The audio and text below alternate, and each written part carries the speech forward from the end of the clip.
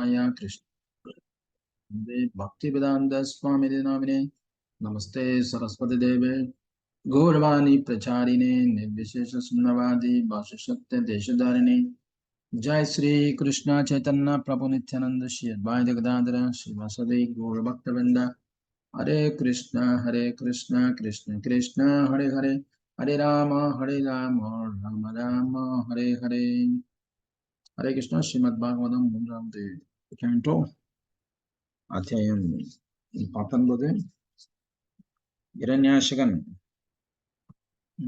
அசுரன் கொல்லப்படுதல் பகவானால எப்படி கொல்லப்படுகிறார். ஸோ இந்த அத்தியாயம் ரொம்ப ரொம்ப முக்கியமானதாக சொல்லப்படுகிறது. புறப்பட்டுல கடைசியில பாத்தீங்கன்னா இதோடைய முக்கியத்துவம் அங்க பேசப்படுகிறது. இந்த இரண்யாசகனை கொல்றது அப்படிங்கிறது என்ன ஒரு பெரிய வைபவம். கொல்லப்படுற விஷயத்த நம்ம அதுல என்ன லாபம் கிடைக்கும், நமக்கு என்ன பலன் அப்படிங்கிற மாதிரி நம்ம நினைக்கலாம். பட் இந்த இரண்யாசனுடைய வதம், இந்த பகவானுடைய வைபவங்களை, இந்த லீலைகளை கேட்கறதுனாலயோ சொல்றதுனாலயோ ஸ்மரணம் பண்றதுனாலயோ ஏற்படக்கூடிய பலன்கள் என்ன அப்படிங்கிறத கடைசியில சொல்லப்பட்டிருக்கு. அது ரொம்ப அருமையான ஒரு விஷயமா நம்ம பார்க்கிறோம். ஸோ அதை நம்ம படிக்கிறோம், கடைசியில நம்ம அதையும் பார்க்கலாம். ஸோ இந்த 19ஆம் அத்தியாயத்தினுடைய மொத்தமான விஷயம் என்ன சொல்லப்பட்டிருக்கு அப்படிங்கிறத நம்ம முழுமையா பார்க்கலாம். அதன் பிறகு நம்ம ஸ்லோகங்களை படிக்கலாம். The killing of the demon Hiranyaksha. பகவான் இந்த பூமி பந்த இந்த பாதாள கடல்ல இருந்து மேல எடுத்துட்டு வந்து தண்ணியில மிதக்க வைக்கிறாரு. அந்த நேரத்துல இரண்யாசகன் இந்த அசுரன் பகவானை கேலி செய்து வம்புக்கு எழுகிறார். பகவான் அதை பொறுத்துண்டு பொறுமையா பூமிய அங்க நிதானமா வச்சுட்டு அதன் பிறகு அசுரனோட பதில் சொல்லி அதன் பிறகு அவனோட யுத்தம் பண்றார். அந்த யுத்தத்தை பத்தி பார்த்தோம். 2 பேரும் கதையை வச்சுட்டு ஒருத்தரை அடிச்சு 2 பேருக்கும் காயமாயி அந்த காயத்துல இருந்து குருதி ரத்தம் வழிஞ்சு அந்த வாடை 2 பேத்துக்குமே தெரிகிறது. ஸோ அந்த மாதிரி பகவான் சரிக்கு சமமா இறங்கி இந்த அசுரனோட சண்டை போடும். அவ்வளவு நேரம் சண்டையிட வேண்டிய அவசியம் இல்லை, அசுரனை உடனே முடிவு கொண்டு வந்துடலாம். பட் பகவான் இந்த வைபவம், இந்த லீலையை நிகழ்த்தணுங்கிறதுக்காக தான் இங்க வந்து, அதனால அவரை விட்டு பிடிக்கிறார் அசுரனை. ஸோ அதனுடைய தொடர்ச்சி என்னன்றத நம்ம பார்க்க போறோம். இப்ப அசுரனுக்கு என்னென்ன அனுபவங்கள் ஏற்படுது இந்த யுத்தத்தினால, தேவர்கள் முதற்கொண்டு பிரம்மா முதற்கொண்டு இதை கவனமா பார்த்துட்டு இருக்காங்க. பிரம்மா கூட பகவானை வேண்டி கேட்கிற, சீக்கிரமா இந்த நல்ல நேரம் முடியறதுக்குள்ளார அவனுடைய இருட்டு நேரம், அசுரனுடைய அசுர குணம் உடைய நேரம் வர்றதுக்குள்ளார அவனை நீங்க சம்ஹாரம் பண்ணணும் அப்படின்னு சொல்லி பிரம்மா பிரஷர் கொடுக்குற. ஸோ இப்ப என்ன நடக்க போறதுன்னு பாருங்க. Lord Brahma had just appealed to the Lord to end the fight and vanquish the demon Hiranyakashipu before the impending dark hour dawn. அந்த இருட்டு நேரம் வர்றதுக்குள்ளார இரண்யகசிபு கொல்லப்பட வேண்டும் என்று பிரம்மா வலியுறுத்துறார். Lord boar Varaha glanced lovingly at Brahma and laughed, heartily acknowledged his sincere prayers. பகவான் இப்போ வராக தேவர் ரொம்ப இதயபூர்வமா பிரம்மாவை பார்த்து அவருடைய உண்மையான பிரார்த்தனைகளை அவர் ஏற்றுக்கொண்டு அதுக்கு என்ன செய்யணும் அப்படிங்கிறத பார்வையினாலேயே பிரம்மா உணர்த்துறாரு தன்னுடைய செயலை. The Lord then turned towards Hiranyakashipu with narrowed eyes. அதன் பிறகு இரண்யாசகனை பார்த்து தன்னுடைய கண்களை சுருக்கி அப்படி ஒரு அர்த்தத்தோட பார்க்கிற. He sprung at the demon, aiming his smack at the demon's chin. டக்குன்னு அப்படி சுழன்று அவர் தன்னுடைய கதையை எடுத்து அந்த இரண்யாசகனுடைய தாடையில நோக்கி வீசுறார். Hiranyakashipu struck the oncoming Mac with his own, sending the Lord's Mac whirling in the sky. அப்போ இரண்யாஷ் என்ன பண்ணா, ரொம்ப லாபகமா தன்னுடைய கதையை எடுத்து குறுக்க போட்டு பகவானுடைய கதைய அது தடுத்து, பகவானுடைய கதை வந்து அவருடைய கையை விட்டு ஆயத்துல பறந்து போய் தூரமாடுறது. எதிர்பார்க்காத ஒரு விஷயம், எல்லாத்துக்கும் ரொம்ப கஷ்டமா போயிட்டு. ஏன்னா பகவான் உடைய கதை வந்து கை நழுவி போயிடுத்து, அசுரனுடைய தாக்குதல் ஓங்கி போயிடுதா அப்படிங்கிற மாதிரி. ஸோ இதெல்லாம் பகவானுடைய ஏற்பாடு. எல்லாருடைய மனசுலயும் அந்த ஒரு எண்ணம் வரணுங்கிறதுக்காக தான் பகவான் இதை பண்ற. The fighting stopped. இப்போ டக்குன்னு ஒரு நிமிஷம் அந்த சண்டை நிக்குது. The sight was not to be missed. என்ன தவறு நடந்துச்சு? All looked on in awe and reverence. எல்லாரும் ரொம்ப அவங்களோட பாக்குறாங்க, தேவர்கள், பிரம்மாலாம்.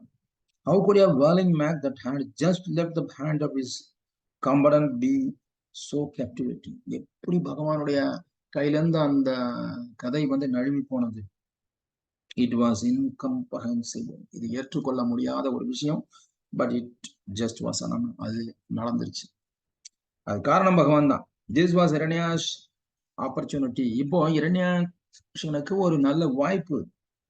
பகவான் ஆயுதம் இல்லாம நிராயுதபாணி நிற்கிறாரு.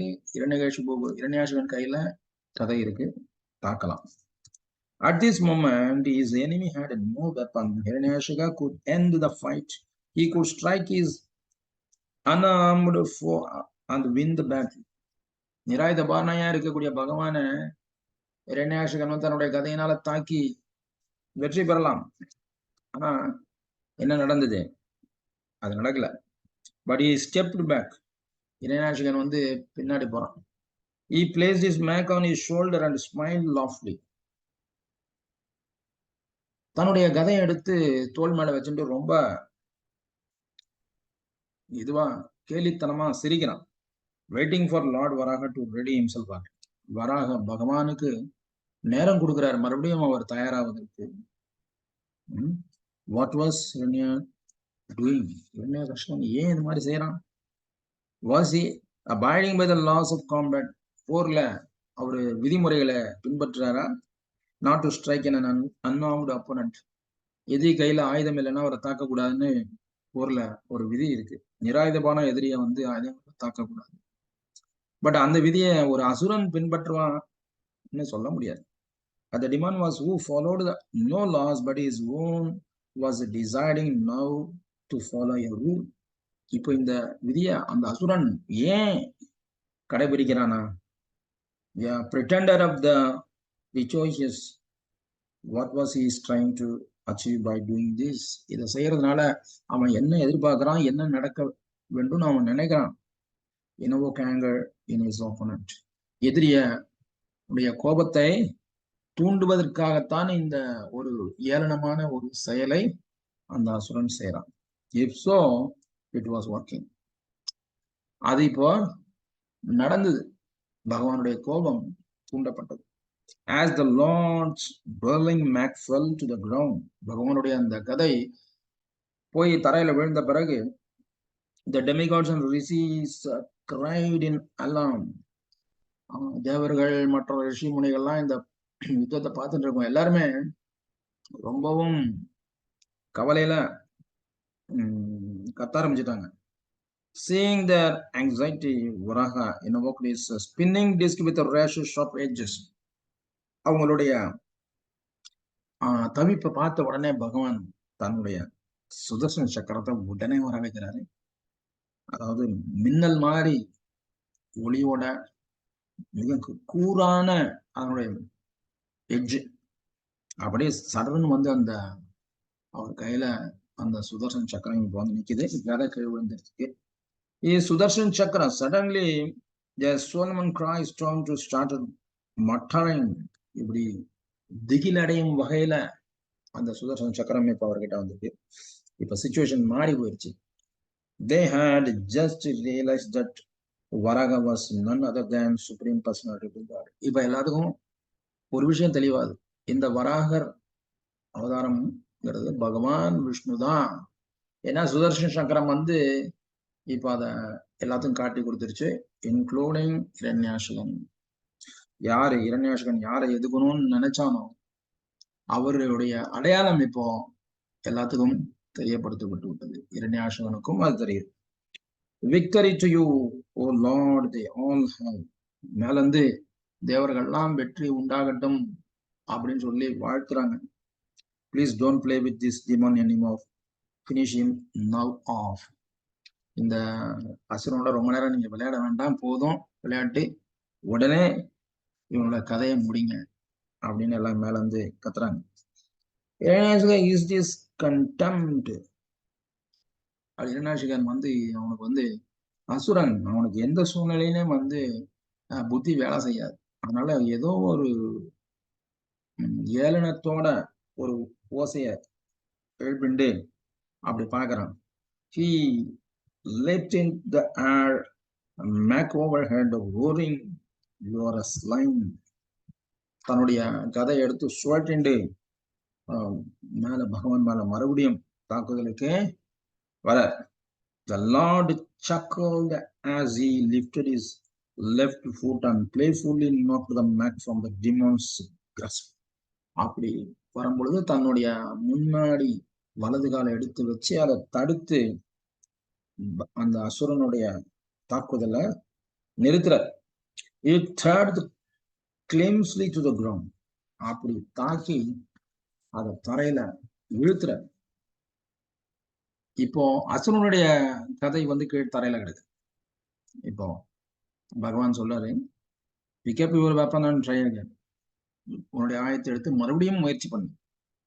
The Lord turned him with a smile. இப்ப பகவான் ஒரு புன்முறுவலோட இதை சொல்றாரு, I will wait, நான் காத்திருக்கிறேன் அப்படின்னு.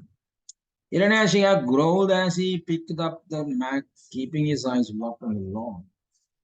பகவானை நோக்கி கண்களை அப்படியே பார்த்துக்கிட்டே இரண்யாசிகன் தன்னுடைய கதையை எடுக்க போறான். He roared and hauled the Mac one more time at போனான். மறுபடியும் ஒரு தடவை தாக்குவதற்கு வராக முயற்சிக்கிறான். அதுவும் முறியடிக்கப்படுகிறது. Standing rooted to the ground, the Lord caught the Mac with graceful ease. ரொம்ப சுலபமா லாபகமா பகவான் இதை செஞ்சு அசுரனை தோற்கடிக்கிறார். So now இரண்யாசிக jaw dropped. இரண்யாசிகன் கீழே தள்ளப்படுறார். Never before had he faced such an opponent. இது மாதிரி ஒரு எதிரியை இரண்யாசிகன் இது வரைக்கும் சந்திக்கவே இல்லை. போன இடமெல்லாம் வெற்றி தான், எல்லாரும் இவருக்கு அடிமைதான். இந்த உலகத்தினுடைய எல்லா பகுதிக்கும் மேல் உலகத்துல இருந்து கீழ் வரைக்கும் நீர்ப்பகுதியில இருக்கக்கூடிய வருணதேவருடைய ராஜ்யம் வரைக்கும் போய் எல்லாத்தையும் வெற்றி கொண்டாச்சு. தனக்கு மேல யாருமே இல்லைன்னு அவரு இருக்கிறச்ச இப்போ இந்த அடி, இந்த தோல்வி இரண்யாசிகனுக்கு முதல் முறையாக கிடைக்குது. I think you dropped this, said Varaha. Again, smiling and offering the Mac back to the demon. மறுபடியும் பகவான் புன்முறுவலோட அவருடைய கதையை எடுப்பதற்கு இன்னொரு வாய்ப்பு கொடுக்கிறாரு. இரண்யாசிகன் was humiliated. இரண்யாசிகன் ரொம்ப அவமானப்படுத்தப்பட்ட ஒரு சூழ்நிலைக்கு போயிட்டார். There was no way he was going to accept his weapon back from his enemy. மீண்டும் மீண்டும் ஒரு எதிரி தனக்கு ஆயுதத்தை கொடுத்து சண்டை போடுமாறு சொல்றது ஒரு தனமான குழந்தைய நடத்துற மாதிரி ஆயிப்போச்சு. ஸோ இதை விட ஒரு கேவலம் நமக்கு என்ன வேணும்? Showing he invoked his flaming trident instead. அதனால இப்ப ஒரு கதையை எடுக்கிறத விட்டுட்டு தன்னுடைய அந்த திரிசூலம், ஃபிளேமிங் ட்ரைடன்ட் அப்படின்னா அதுல இருந்து அனல் பறக்கக்கூடிய ஒரு திரிசூலத்தை உடனே அவரு வர வைக்கிறார். Without a second thought, he desperately hurled the fiery trident towards the Lord. ரொம்ப கோபமா ரொம்ப வேகமா அந்த திரிசூலத்தை பகவானை நோக்கி பிரயோகம் பண்றார். Within moments, however, the Lord's disc sliced the trident to pieces. ஆனா அடுத்த நொடி பகவானுடைய அந்த சுதர்சன சக்கரம் வந்து அந்த திரிசூலத்தை சுக்கு நூறா பொடியா உடைச்சு தூக்கி எறிஞ்சிருச்சு. இரண்யாசிகா now roaring wildly like an untamed beast. இப்ப வந்து இரண்யாசிகன் ரொம்ப டென்ஷன் ஆயிட்டாரு. அன்டேம்டு பீஸ்ட் என்னன்னா அடக்க முடியாத ஒரு விலங்கு போல அவரு கத்திக்கிட்டு அலைய ஆரம்பிச்சிட்டார். Charge the lords and struck Varaha's chest in his hard fist. தன்னுடைய முஷ்டினால பகவானுடைய இதயத்தை நெஞ்சு பகுதியில வந்து தாக்குறாரு. The Lord was not at all shaken, just as an elephant would hardly notice even struck with the wealth of flowers. ஆனா பகவான் அந்த முஷ்டி பகவானுடைய அந்த அசுரனுடைய முஷ்டியினுடைய தாக்குதனால எந்த சலனமும் அடையாம அப்படியே திடமா நிக்கிறாரு. எப்படி ஒரு யானை அது மேல மலர்கள் விழும்போது எந்த சலனமும் இல்லாம நிக்குமோ அது மாதிரி நிக்கிறார். Then the demon instantly vanished. இப்போ இந்த அசுரன் டக்குன்னு மறைஞ்சிட்டான். ஏன்னா இப்ப அவரு தெரிஞ்சுட்டாரு இவரால தாக்குதல் நடத்தி ஒண்ணும் செய்ய முடியாதுன்னு. அதனால இப்ப அவரு டபக்குன்னு மறைஞ்சிட்டாருன்னா சரி தப்பிச்சு போயிட்டாரா, தோல்வி ஒத்துட்டாரா அப்படின்னு நம்ம நினைக்கலாமா? முடியாது. அசுரன் வந்து அது மாதிரி இல்லை. மோதி பாப்பா முடியலன்னா அடுத்தது ஏமாத்து வேலை தான், சீட்டிங். ஆல்வாஸ் குவைட், எல்லாம் ரொம்ப அமைதியா இருக்கு. The onlookers searched the Eric sky with pure dread. அப்படியே ஆகாயமெல்லாம் அமைதியா இருக்கு. இவ்வளவு பெரிய அசுரன் வந்ததுக்கான அடையாளம் எதுவும் தெரியல. It seems like the calm before a storm. ஒரு பெரிய புயல் வரத்துக்கு முன்னாடி நிலவக்கூடிய ஒரு அமைதி போல இந்த நேரம் இருக்கு. ஏன்னா அசுரன் மறைஞ்சிட்டான், மறுபடியும் புயல் மாதிரி வருவானா, அந்த அமைதி தான் இதுவா அப்படின்ற மாதிரி தேவர்கள் பிரம்மா எல்லாம் அப்படி ரொம்ப ஆங்ஸைட்டியா பதற்றத்தோட பார்த்துட்டு இருக்காங்க. What was the demons planning no? இப்போ அந்த அசுரனுடைய திட்டம் என்னவாக இருக்கும்? Was he going to use his most fearful weapon, dark magic? அதாவது தன்னுடைய மாயஜாலம். அசுரர்களுக்கெல்லாம் அந்த மாயஜாலம் வித்தை வந்து ரொம்ப ஈஸியா தங்களுடைய வரத்தினால வாங்கி வச்சிருப்பாங்க. அதனால அவங்க இந்த மாதிரி கருவுல இருக்கும்போதே பாருங்க, அவர் சூரியனை மறைக்கக்கூடிய அந்த வித்தைய பிரயோகம் பண்ணார் இல்லையா? அந்த மாதிரி இந்த மாதிரி மாயஜாலம் இல்லூஷரி. எப்படி இந்த ராவனுடைய சகோதரன் இந்திரஜித் வந்து இந்த மாயஜால கலையில ரொம்ப ரொம்ப எக்ஸ்பர்ட். அதனால்தான் ராமரை சம்டைம்ஸ் லக்ஷ்மணர் ரொம்பவும் குழப்பிட்டான். மாயா சீதையை கூட்டிட்டு வந்து அவருடைய தலையை காமிச்சு என்னென்னமோ பண்ணி பயந்து போய் இவங்க எல்லாம் கொஞ்ச நேரத்துக்கு அவங்களுக்கு ஒண்ணுமே புரியல. டக்குன்னு ஹனுமானுடைய நடவடிக்கையினால ராமர் உடனே செயல்பட்டதுனால இந்த மாயஜாலம் முறியடிக்கப்பட்டது. அதே மாதிரி இரண்யாட்சகன் இப்போ மாயஜாலத்தை கொண்டு வர போறாங்கிறது தெரிஞ்சு போச்சு. Surely this would cause the end of the universe as they knew it. So அந்த ஒருவேளை இந்த மாயஜால தாக்குதலை இரண்யாட்சகன் பிரயோகம் பண்ணா அது ரொம்ப ரொம்ப மோசமா இருக்கும். எல்லாரும் பூரா உலகத்துல இருக்க எல்லா ஜீவராசிகளும் அந்த துன்பத்தை அனுபவிக்க வேண்டியிருக்கும் என்றது எல்லாத்துக்கும் தெரியும். Well, Hiranyakashipu did use dark magic and cast terror with his tricks. தன்னுடைய தந்திரங்கள்னால பலவிதமான யோக சக்திகள்னால இந்த மாயஜாலத்தை உருவாக்க போறார். He caused freeze winds to blow from all direction. எல்லா திசைகள்ல இருந்தும் சுழல் காற்று அடிக்குது ஆரம்பிச்சிருச்சு. Dust and hailstorm darkened the world. அப்படியே தூசி எல்லாம் பறக்குது. கல்லு மண்ணு எல்லாம் வந்து எல்லா டைரக்ஷன்ல இருந்து வந்து கொட்டுது. அப்படியே பூரா பிரபஞ்சமே இந்த தூசினால மறைக்கப்பட்டது. Large boulders huddled across the sky and landed in all directions as if shot by cannons. அப்படியே இந்த ஆலங்கட்டி மழைன்னு சொல்லுவாங்க இல்லையா, அந்த மாதிரியான பனிக்கட்டி மழை ஒரு பக்கம் கொட்டுன்னு கொட்டுது. ஆகாயமே மறைக்கப்பட்டிருக்கு, எல்லா திசைகளும் தெரியல. And the sky rained pus, hair, blood, stool, urine and bones. அப்போ மேலந்து கொட்டுது. என்ன கொட்டுது? பசுன சீழ், ரொம்ப என்ன சொல்றது, அருவருக்கத்தக்க ஒரு சீழ். அப்புறம் தலைமுடி, அப்புறம் ரத்தம், மலம், அப்புறம் சிறுநீர், அப்புறம் எலும்புகள், இதெல்லாம் வந்து எல்லா இடத்துலயும் கொட்டுது. இன்னாஸ்பீஷியஸ், இதெல்லாம் ரொம்ப அமங்கலகரமான அருவருக்கத்தக்க ஒரு சூழ்நிலைய இந்த அசுரன் எல்லா இடத்துலயும் ஏற்படுத்துறான். எல்லாரும் என்ன செய்யறதுன்னு தெரியாம அப்படியே என்ன பண்றதுன்னு தெரியாம தவிச்சுட்டு இருக்காங்க. if that was fearsome enough, Hiranyashiga's army suffers. இந்த மாதிரி ஒரு சூழ்நிலை ஏற்படுத்திட்டு இரண்யாசகன் தன்னுடைய படையவே அங்க ஆயிடுச்சுன்னு வரும். அவனுடைய படையப்பு வருது. என்னது? naked demons strike widely as they roam the universe. அந்த அரக்கிகள், அசுரர்கள்லயே பெண்பால் அரக்கிகள், அவங்க எல்லாம் வந்து பிரம்மாண்டமா அப்படியே படை அணிவகுத்து ஆயுதங்களோட பயங்கரமா சத்தம் போட்டு வராங்க. மேல இருந்து அப்படியே இறங்குறாங்க. Oh, they looked so terrifying with their loosened hair and pride and style. சூலாயுதம் வச்சுட்டு இருக்காங்க, தலைமுடியெல்லாம் விரிச்சு போட்டு பயங்கரமா, நம்ம முகம் பார்த்தாலே அவங்க எல்லாம் மயக்கடிச்சு விழுந்துருவாங்க. அந்த மாதிரி இருக்குது தோற்றம் எல்லாம். சகல ஜீவராசிகளும் நடுங்கி கொண்டிருக்கிறார்கள், ஒரே ஒருத்தர் தவிர. அவர்தான் யாரு? வராக பகவான். And then as an infantry of the roughened Yaksha and Rakshasa marched along on foot and on horses, elephants and chariots, chanting fearful slogas. அப்புறம் யக்ஷர்கள், ராட்சசர்கள் எல்லாம் வந்து குதிரை மேலையும் யானை மேலையும் ரதங்கள்லையும் பயங்கரமான ஸ்லோகங்களை, அசுரத்தனமான கோஷங்கள் எல்லாம் போட்டு உலகையே நடுங்க வைக்கிறாங்க.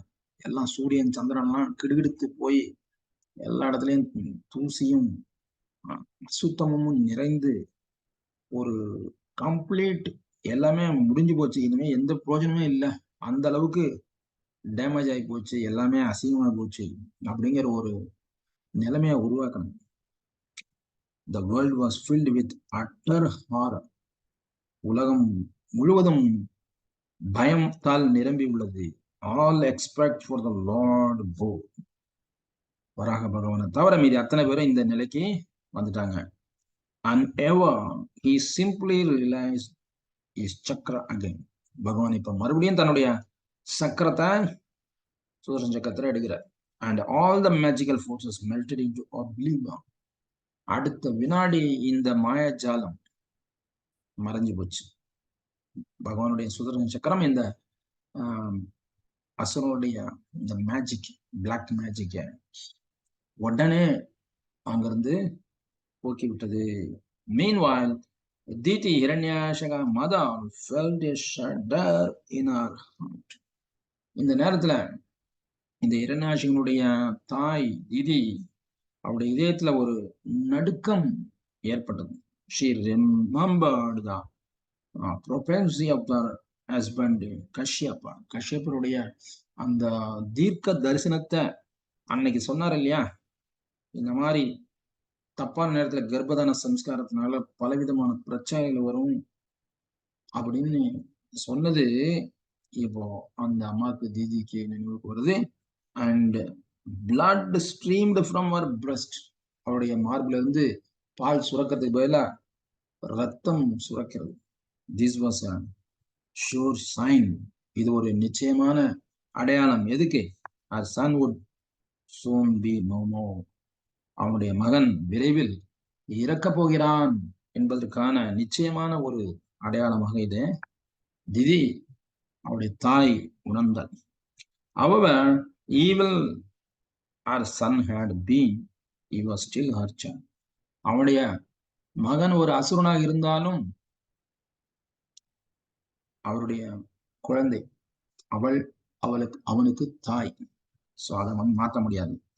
So Hiranyasika reappeared before the Lord. இப்போ இரண்யாசகன் மறுபடியும் பகவான் மேல வந்து நிற்கிறான்.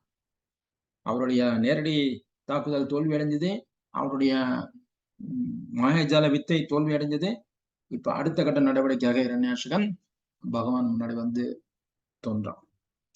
பிரீத்திங் ஹெவிலி இன் ரேஜ், மூச்சை நம்ம நல்லா இழுத்து விட்டு lunging himself towards வராக மேல, பகவான் மேல இப்ப மீண்டும் ஒரு தாக்குதலை ரொம்ப வேகமா அவர் எடுக்கிறாரு.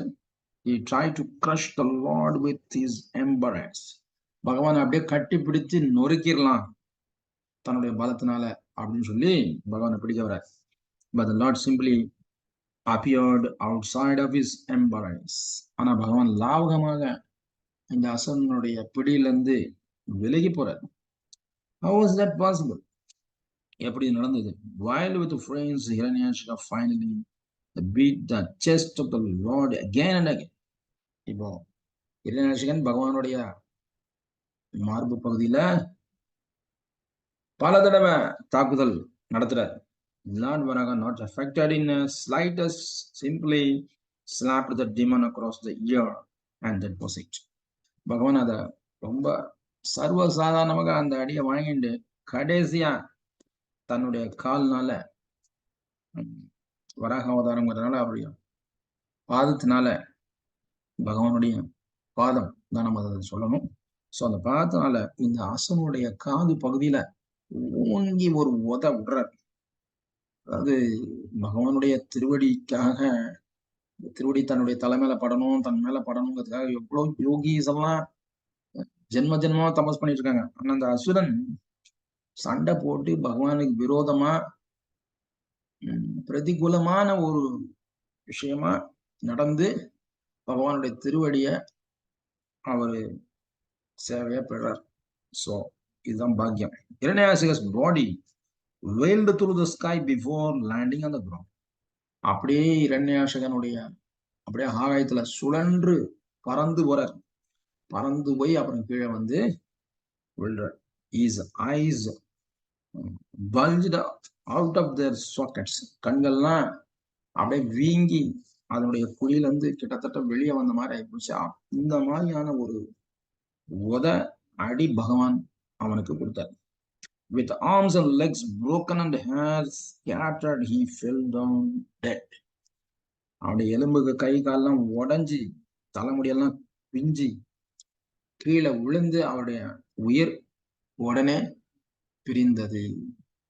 Brahma and others rushed to see the demon's body lying lifeless on the ground. உடனே பிரம்மா மற்ற தேவர்கள்லாம் அங்க இருந்து இறங்கி வந்து இந்த இறந்த அசுரனுடைய உடலை பார்க்கறதுக்கு வராங்க.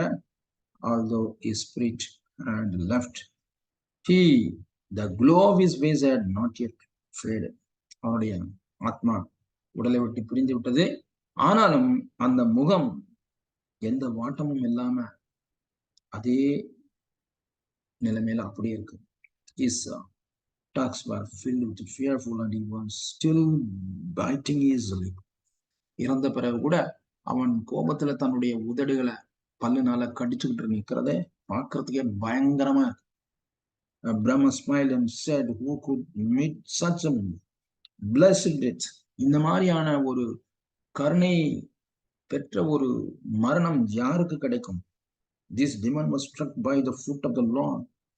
இந்த அசுரன் பகவானுடைய திருவடியினால தாக்கப்பட்டு மரணம் அடைஞ்சிருக்கான். Which yogis meditate upon to gain freedom from their material bodies. யோகிகளும் முனிவர்களும் இந்த திருவடி சேவைக்காக பல காலம் காத்துக்கிட்டு தங்களுடைய பிரார்த்தனைகளை வச்சிட்டு இருக்காங்க. பட் இந்த அசுரனுக்கு அந்த பாக்கியம் கிடைச்சிருக்கு. இரண்யாக்ஷகன் will now surely return to his position in Vaikunta. நிச்சயமாக அவர் வைகுண்டத்துக்கு சென்று அடைவார் அப்படின்னு பிரம்மா சொல்றாரு. The demigods address the Lord. எல்லா தேவரும் சேர்ந்து பகவானை பிரார்த்தனை செய்து துதிக்கிறாங்க. We feel better now that this terrifying demon is no. இப்போ நாங்க ரொம்ப நிம்மதி அடைகிறோம். இந்த அசுரனுடைய மறைவு எங்களுக்கு அமைதியை தருகிறது. You have assured the form of a bow in pure goodness for maintaining the world.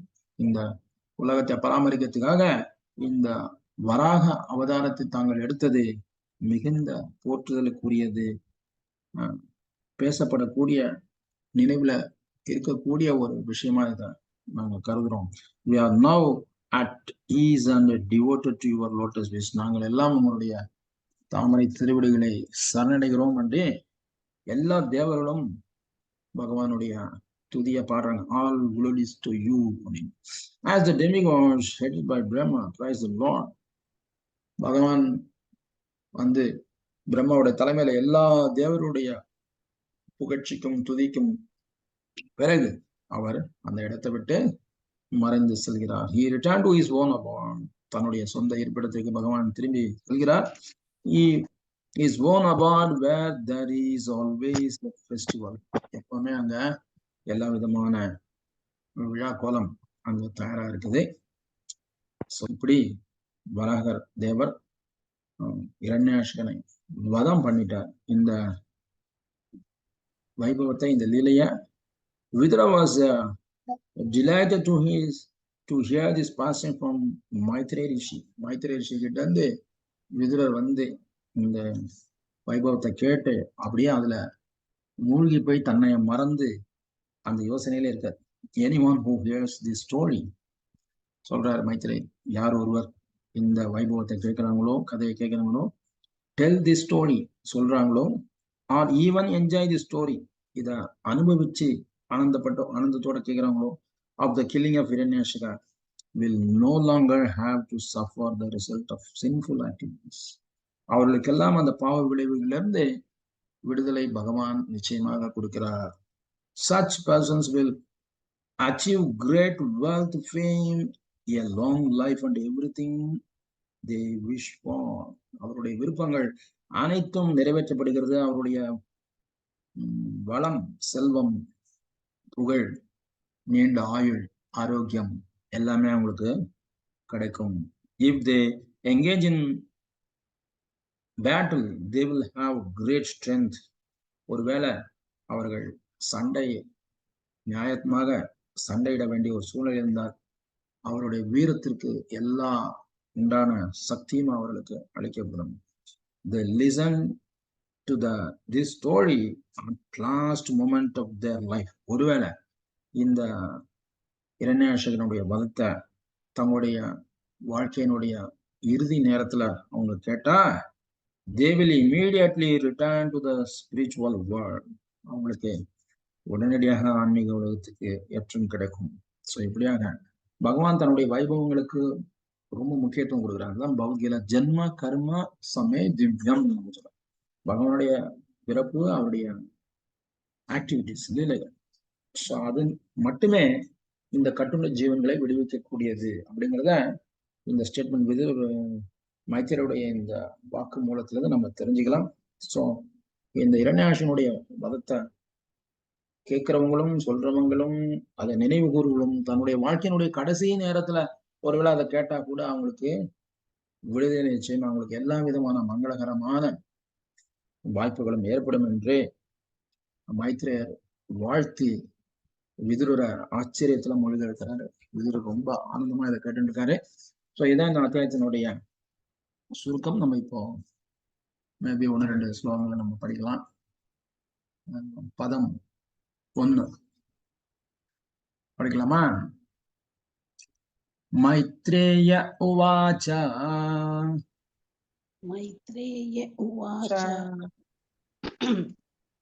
அவதார்ய விரிஞ்சஸ்ய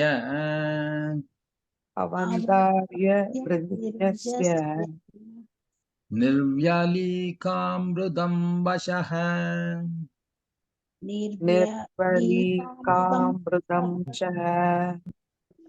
பிரஹஸ்ய பிரேம கர்ப்பேன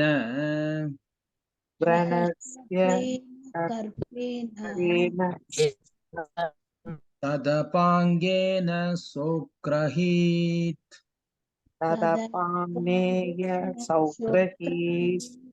மைத்ரேய உவாச்ச, மைத்ரேயர் கூறினார், அவதார்ய கேட்ட பிறகு, விரிஞ்சஸ்ய பிரபு பிரம்மாவின், நிர்வீலீக பாவகரமான காரணங்களிலிருந்து விடுபட்டு, அமிர்தம் அமிழ்தல், வச்ச வார்த்தைகள், பிரகஸ்ய மனமாற சிரித்து, பிரேம கர்ப்பேன அதிகமான அன்புடன், தத் அந்த சொற்கள், அபாங்கேத பார்வையுடன், ச பரமபுருஷ பகவான், அக்ரஹீத் ஒப்புக்கொண்டார். ஸ்ரீ மைத்திரேய கூறினார், படைப்பு கடவுளாகிய பிரம்மாவின் பாவ காரணத்திலிருந்து விடுபட்ட அமிழ்தம் போன்ற இனிமையான வார்த்தைகளை கேட்ட பிறகு பகவான் மனமாற சிரித்து அன்பு நிறைந்த பார்வையுடன் அவரின் வேண்டுதலை ஏற்றுக்கொண்டார். என்ன பிரம்மா சொல்றாரு, மைத்ரேயர் என்ன கூறுறாரு?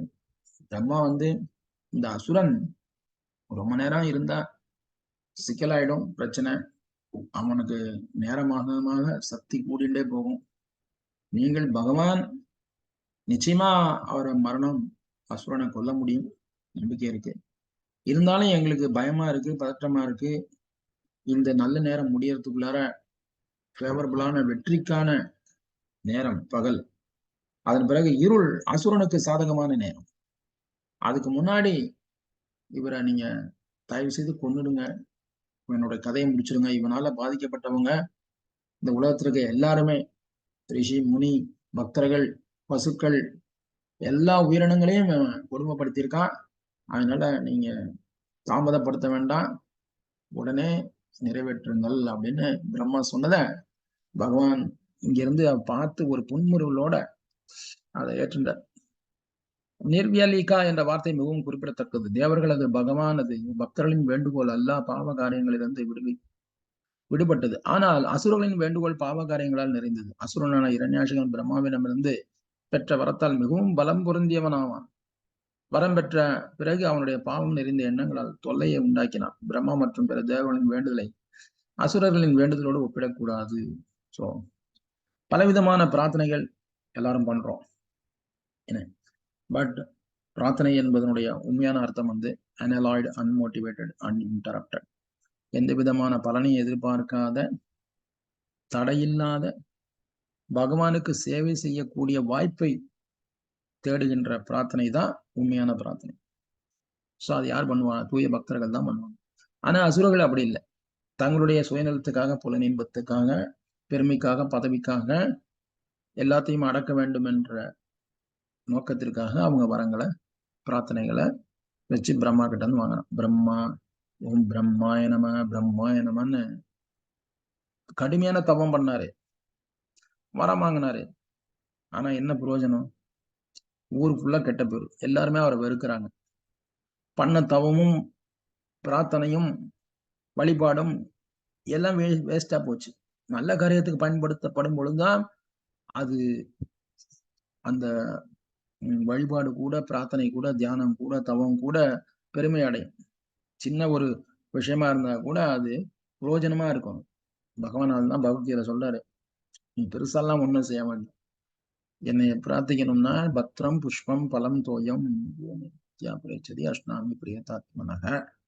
எனக்கு வந்து ஒரு பூ, ஒரு பழம், ஒரு இலை, ஒரு டம்ளர் தண்ணீர் வச்சு நீ என்னைய வழிபாடு செஞ்சா போதும். ஒரே ஒரு மந்திரம் சொன்னி நீ என்னை நைவேத்தியம் பண்ணி என்னை ஒரு க்ஷணம் முழு மனதோட பிரார்த்தனை பண்ணா போதும்.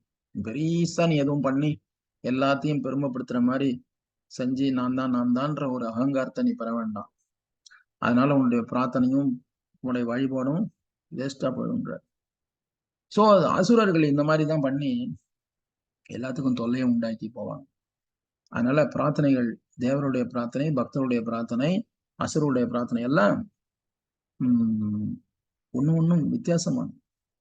தூய பக்தனுடைய பிரார்த்தனை எப்பவுமே பொது நலனை கருதிதான் இருக்கும். எல்லோரும் நலமோட இருக்கணும், எல்லாரும் துன்பத்துல இருந்து விடுபடணும். ஒரு வைஷ்ணவன் மற்றவருடைய துன்பத்துக்காக பிரார்த்தனை பண்ணுவான். இந்த கட்டுண்ட நிலையிலிருந்து விடுபட எல்லாத்தையும் கொடுங்கன்னு சொல்லி கேட்பார். சோ அந்த இடத்துல நம்பர் 1 வைஷ்ணவரா நாரத முனிவர் என்ன சொல்றாரு? இந்த ஜடவுலகத்துல இருக்க எல்லாத்தையும் விடுதலை பண்ணிருங்க, நரகலோகத்துல இருக்க எல்லாத்தையும் விடுதலை பண்ணுங்கன்னு பகவான் கேட்டார். அப்புறம் அவங்களுடைய கர்ம வினையெல்லாம் யார் பண்றது? எல்லா பாவத்தையும் தண்டனை நான் ஏத்துக்கிறேன், நான் பர்மனண்டா நான் நரகத்துல இருக்கிறேன், எல்லாத்தையும் விடுதலை பண்ணிடுங்க, அவங்களுடைய தண்டனை எல்லாம் நான் எத்தனை காலம் அனுபவிக்கணுமோ நான் அனுபவிக்க தயார். இதுதான் ஒரு நல்ல வைஷ்ணவருடைய மனநிலை. யாருமே இங்க கட்டப்படக்கூடாதுன்னு நினைக்கிறேன். இந்த கட்டுண்ட பௌதிக உலகமே வேண்டான்ற. பட் ஆனா அதுக்கு ஏத்த மாதிரி எல்லாம் நடந்துக்கணுமா இல்லையா? அது இல்லாத போது பகவான் தன்னுடைய இயற்கையினுடைய சட்டத்தை செயல்படுத்த வேண்டியது இருக்கு. சோ இப்ப அசுரனை கொல்வதற்கான முயற்சியில பகவான் இறங்கும் பொழுது தேவர்களுக்கும் மற்ற பக்தர்களுக்கும், ரிஷி முனி எல்லாருமே கட்டுண்ட ஜீவன்கள் தான். அவங்களுடைய மனசுல இருக்கக்கூடிய கிளேசங்களையும் சந்தேகங்களையும் போக்கணும், அவங்களுடைய பக்தியில உறுதி வரணும், அவங்க இந்த பௌதிக உலகத்துல இருந்து முழுமையா விடுதலை பெற வேண்டும் என்கிற சூழ்நிலைய ஏற்படுத்துறதுக்கும், அதுல ஒரு உறுதியான நிலைப்பாடை கொண்டு வரதுக்கும் பகவான் இந்த மாதிரி லீலைகள்லாம் பண்ணி அவங்கள டென்ஷன் ஆக்கி அவங்கள பதட்டத்துல உச்சியில கொண்டு போய் அப்புறமா அவங்கள பிரார்த்தனை செய்யும் பொழுது அந்த பிரார்த்தனை முழு சரணாகதியாக அமைகிறது. பிரார்த்தனையில வந்து நம்முடைய சரணாகதி 100% இருக்கணும். கிடைக்குமா கிடைக்காதோ எதுக்கும் சரி ஒரு அப்ளிகேஷன் போட்டு வைப்போம் அப்படிங்கிற மாதிரி இல்லை. பகவானை 100% நம்பணும். இங்கேயும் ஒரு அப்ளிகேஷன் போட்டு இன்னொரு இடத்துலயும் ஒரு அப்ளிகேஷன் போட்டு அதுல கிடைச்சா போயிடலாம் இதுல கிடைச்சா போயிடலாம் கூட எதுவும் வேணாம். இவருதான் எப்படி திரௌபதியை துச்சாதனன் பிடிச்சி அவருடைய உடம்பை பிடிச்சு இழுக்கிறார். சபையில எல்லாம் இருக்காங்க, பீஷ்ம துரோணர் எல்லாரும் பார்த்துன்னு சும்மா உட்காந்துருக்காங்க. திரௌபதிக்கு எப்படி இருக்கும்? அவர் கிருஷ்ணரை பிரார்த்தனை பண்றாங்க, கிருஷ்ணா என்னையதான் நீதான் காப்பாற்றணும், இங்க எல்லாம் இருக்கிறாங்க, எந்த பிரயோஜனமும் இல்லை அப்படின்னு சொல்லி. அப்போ திரௌபதி கூடவே தலைப்பை ஒரு கையில பிடிச்சிட்டு துச்சாதனன் வந்து இழுக்கிறான். அப்போ பிரார்த்தனையும் ஒரு பக்கம் போகுது, ஒரு கை ஒரு பக்கம் பிடிச்சிட்டு இருக்கான். அந்த பெண் மாதரசி அவளால முடியல. துச்சாதனன் அசுரன் பயங்கர வலிமையோட இழுக்கிறான். அப்போ ஒரு கட்டத்துல அந்த அம்மா என்ன நினைக்கிறாங்கன்னா, என்ன ஆனாலும் பரவாயில்ல, கிருஷ்ணரை நம்ம முழுமையா நம்புவோம்னு சொல்லி 2 கையும் விட்டுட்டாங்க. என்னமோ பண்றா போடா, கிருஷ்ணரை வந்து என்னை காப்பாத்துக்கும் அப்படி சொல்லி 2 கையும் மேல தூக்கி பிரார்த்தனை வைக்கிறாங்க. அப்போ கிருஷ்ணர் அனுப்புறார் தன்னுடைய உதவியை. துச்சாதனனுடைய கை வலிக்கிற அளவுக்கு அங்க இருந்து அவர் தூக்கில அனுப்புறார். இழுக்க இழுக்க வந்துட்டே இருக்கு, துச்சாதனன் கை வலிக்க ஆரம்பிச்சு. ஸோ அந்த மாதிரி பகவானே சரணடையணும் முடிவு பண்ணியாச்சுன்னா 100% இருக்கும். ஸோ அந்த 100% உருவாக்குறதுக்கும் பகவானுடைய கருணை தான் தேவைப்படுது. அதுதான் இப்போ இந்த வராகவதத்துல பகவான் இந்த லீலையின் மூலமாக கொண்டு வரார். பௌத்தியில் என்ன சொல்லப்படுது? பகவானை பற்றி தெரியாத சிறு தெய்வங்களிடம் செல்கிறார்கள். பௌத்தியில் கண்டிக்கப்படுகிறது. சிறு தெய்வங்களிடம் சென்று பாவ செயல்கள் முன்னேற்றத்திற்காக வேண்டுபவர்கள் புத்திசாலத்தை இழந்தவராக கருதப்படுகிறார்கள். நம்ம சின்ன சின்ன தேவர்களுக்கு வழிபாட்டு செஞ்சு அது வேணும் இது வேணும்னு சொல்லி வாங்கிட்டு அதை நம்முடைய சொந்த புலனின்பத்துக்கு பயன்படுத்துறோம் இல்லையா? இதெல்லாம் தவறானது சொல்லி நம்ம புரிஞ்சுக்கணும். ஆனா பகவான் விஷ்ணு ஆராத்தியதே, விஷ்ணுவை ஆராதனை செய்பவர்கள் இந்த மாதிரி கிடையாது. அவங்க தூய்மையான ரிஷிகேன சேவனம், பகவானுடைய புலன்களை திருப்திப்படுத்தும் வகையில் தன்னுடைய புலன்களை தயார்படுத்தும். நம்முடைய புலன்கள் எல்லாம் அனர்த்தமானது, அசுத்தமானது. அத கொஞ்சம் கொஞ்சமா தூய்மைப்படுத்தி உன்னதமான புலன்களாக, புனிதமான புலன்களாக மாற்றி பகவான் கிட்ட நம்ம சேவை செய்யும் பொழுது அந்த தாழ்ந்த சுவையிலிருந்து உயர்ந்த சுவைக்கே நம்ம சுலபமா போயிடலாம் அப்படிங்கிறதுதான். ஓகே, நம்பர் 2 இன்னும் ஒரு ஸ்லோகம் படிக்கலாம். தத சபத்னம் முகதஸ்ரத்தமகுதோ பயம் தத சபத்தம் மகுதோ பயம் ஜகானோத்பத்ய கதயா ஹனாவஹூரமஷஜஹ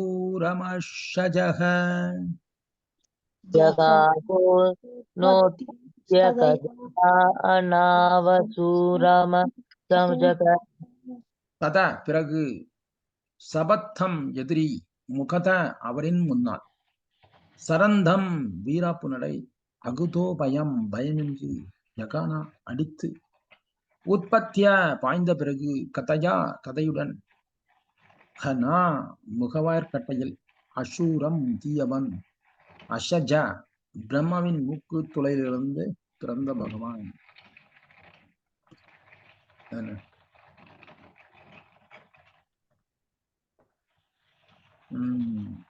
பிரம்மாவின் மூக்கு துளைந்த பகவான் அவரின் முன்னால் பயமின்றி வீராப்பு நடை நடந்த அசுரனாகிய இரண்யாசுரன் முகவாய்க்கட்டையை நோக்கி தன் கதாயுத்தால் குறிவைத்தார். வராக தேவர் எங்க இருந்து வந்தாரு? பிரம்மாவுடைய மூக்கு உள்ள இருந்து சின்னதா கட்டை வர அளவுக்கு இந்த வராகம் வெளியே வராரு. அப்படி வந்து அப்படி ஆகாயத்துல போய் அப்படி பிரம்மாண்டமா வளர்ந்து நல்ல வெண்மையான ஒரு 2 விதமான வராக அவதாரங்கள் சொல்லப்படுது. அப்படி அவருடைய தலைமுடி எல்லாம் காத்துல பறக்கும் பொழுது ஏற்பட்ட அந்த ஒரு மங்களகரமான சூழ்நிலை எல்லா தேவர்களும் பார்த்து ரசிக்கக்கூடிய வகையில இருந்தது. அப்படி இந்த வராக பிரம்மாண்டமா வளர்ந்து வந்து நிக்கிறார். அப்படி கடல் உள்ள கர்ப்ப கடல் உள்ள பாய்ந்து உள்ள போய் அந்த பூமி பந்த இலா, அந்த இலா விருஷம் என்று சொல்லக்கூடிய அந்த பிருத்திவி, அந்த பூமிய மேல எடுத்து இந்த அழகு நம்ம முந்தைய அத்தியாயங்கள்ல பார்த்தோம். இத இப்ப பிரம்மா நினைச்சு பார்க்கிறார். தன்னுடைய மூக்குல இருந்து வந்த இந்த பகவான் நம்மளுக்கு எவ்வளவு பெரிய அனுகிரகத்தை பண்ணி வச்சிருக்காரு. இப்போ இந்த பகவான் தன்னுடைய கதையினால இரண்யாட்சியினுடைய அந்த தாடைய தாக்குறார். சோ இந்த இன்னும் ஒரே ஒரு ஸ்லோகம் படிச்சிடலாம். சாஹதாதேன கதையா शाहदादेन कथया விகதா பகவத்கராத் विगदा भगवत्करा விகூர்ணீதபாதத் ரேஜ विकूर्णिता पदत्रिज தத்தத்புதம் இவாபவத். तत् अद्भुतम् इवाभव சா அந்த கதை, ஹதா அடித்து, தேன இரண்யாட்சிகனால், கதையா அவன் கதையுடன், விகதா நழுவி, பகவத் பரமபுருஷ பகவானின் கராத் கையிலிருந்து, விகூர்ணிதா சுழன்று, அபதத் கீழே விழுந்தது, ரேஜே ஒளி வீசியது, தத் அந்த, அற்புதம் அற்புதம், இவ உண்மையில், அபவத் இருந்தது, அசுரனின் கதையால் தாக்கப்பட்டு எப்படியோ பகவானின் கையிலிருந்து கதை நழுவி கீழே சுழன்று கொண்டே அது கீழே விழும்போது மிகவும் ஒளிவிட்டு திகழ்ந்தது. கதாயுதம் ஒளிவிட்டு பிரகாசித்த காட்சி மிகவும் அற்புதமாக இருந்தது. இப்ப பகவான் தன்னுடைய கதையை இழக்கிற மாதிரி ஒரு ஸ்டார்டிங். முதல்ல எப்பவுமே வில்லன் வந்து ஜெயிக்கிற மாதிரி இருக்கும், ஆனா கடைசியில ஹீரோ ஜெயிச்சிருவார். அதே மாதிரி பகவான் இப்ப தன்னுடைய கதைய அசுரனுடைய கதையினால அடிபட்டதுனால அப்படி கீழே நழுவ விட்டுறாரு. அது அப்படி ஒளியோட பிரகாசத்தோட போய் கீழே விழுது. ஸோ இந்த காட்சி எல்லாத்துக்கும் ஒரு பதட்டத்தையும் பயத்தையும் உருவாக்கியது. ஸோ இதோட நான் நிறுத்துறேன். மீண்டும் நம்ம நாளைக்கு இதை கண்டினியூ பண்ணலாம். ஹரே கிருஷ்ணா. ஏதாவது சந்தேகம் கேள்விகள் இருந்தா நீங்க கேட்கலாம். ஹரே கிருஷ்ணா ஹரே கிருஷ்ண ஹரே கிருஷ்ணா பிரபு. ஹரே கிருஷ்ணா அந்த மாதா. பக்தியில அப்படி நம்ம பண்ணிட்டே இருந்தா கூட கிருஷ்ண பரமாத்மாவை மட்டும்தான் சிந்தனையில இருக்கணுமா பிரபு?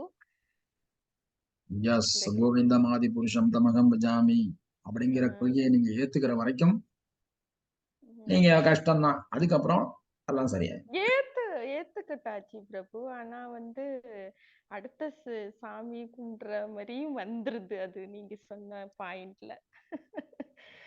எல்லா தேவரும் 33 தேவர்களையும் நம்ம வணங்கணும்.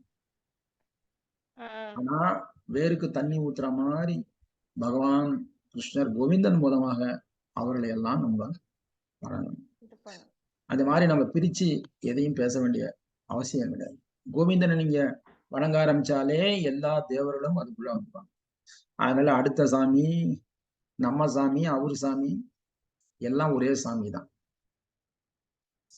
அவர் பேரு தான் கோவிந்தன். ஓகே. ஹரே கிருஷ்ண ஹரே கிருஷ்ண. ஓகே, நம்ம சனிக்கிழமை எல்லாரும் ஞாபகம் வச்சுங்க. சாட்டர்டே மார்னிங் கௌர கதா, கௌரங்க மகாபிரபுடைய அவதாரம், லீலைகள், தத்துவங்கள் எல்லாம் நம்ம ரொம்ப ரொம்ப டேஸ்டியான ருச்சியான பகுதிகளெல்லாம் பார்க்க போறோம். ஏன்னா திங்கக்கிழமை அதை நம்ம பார்க்கறதுக்கு டைம் இருக்காது, கௌர பூர்ணிமானால. சனிக்கிழமை நான் அதுக்காக ஒதுக்கியிருக்கேன். சனிக்கிழமை எல்லாரும் தவறாம கலந்துங்க. கௌரங்க மகாபிரபு பற்றி நம்ம ஒரு டீடைல்டு கதா நம்ம பேசலாம். ஓகே, முடிச்சிடலாமா? ஓகே. ஹரே கிருஷ்ணா பிரபு.